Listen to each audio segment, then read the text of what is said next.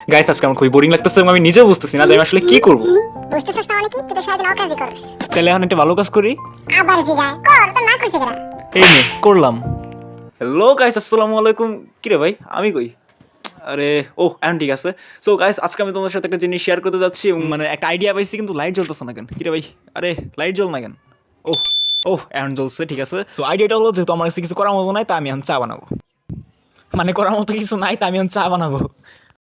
But তোমরা কেউ ঘাবড়ে যাও না, কারণ চাটা হবে একটু স্পেশাল, মানে একটু সামমিম স্টাইলের হবে। সো তোমরা দেখতে থাকো। সো ফার্স্ট আমি এখানে ম্যাজিক করে একটা মগ নিয়ে আসছি, যেটা আমি চা খাবো। এরপর আমার আম্মু হচ্ছে দুধ গরম করে রাখছিল, যেটা আমাকে এমনি এমনি খাইতে বলছিল, কিন্তু এখন আমার মাথায় যেহেতু একটা বুদ্ধি এসে বসে, সেহেতু এখন আমি দুধ দিয়া চা মিশা একবারে দুধ চা বানাই ফেলবো। ইস ভাই, সরগুলা সব পড়ে গেল। এরপর আমি এখানে দিচ্ছি গরম পানি, মানে আমার গরম পানি ঢালতে খুব বেশি ভালো লাগে, আমি জানি না কেন। তারপর একটা চামচ নিয়ে এসে দেখি যে গ্লাসে অলরেডি একটা চামচ আছে, মানে আমি যে কি পাগল। তারপর গাইস আমি এখানে লিকার টিকারের ঝামেলা না চাই, যে বসুন্ধরা পিওর টি ব্যাগটা আমি ভিতরে চুবাই দিতেছি আর তুলতেছি, চুবাইতেছি তুলতেছি। তোমাদেরকে দেখাই দেখো, চাটার মধ্যে কিন্তু কোনো কালার আমি পাইতেছি না।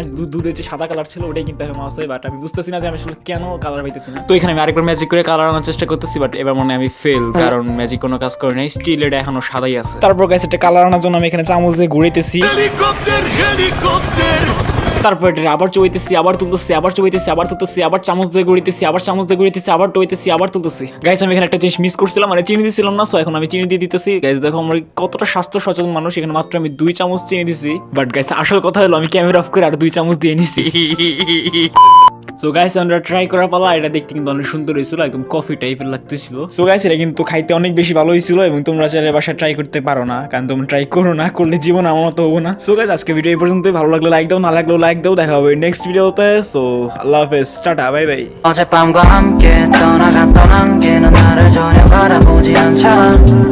이 둘 사이 관계는 깊지 않아, 관계는 깊지 않아.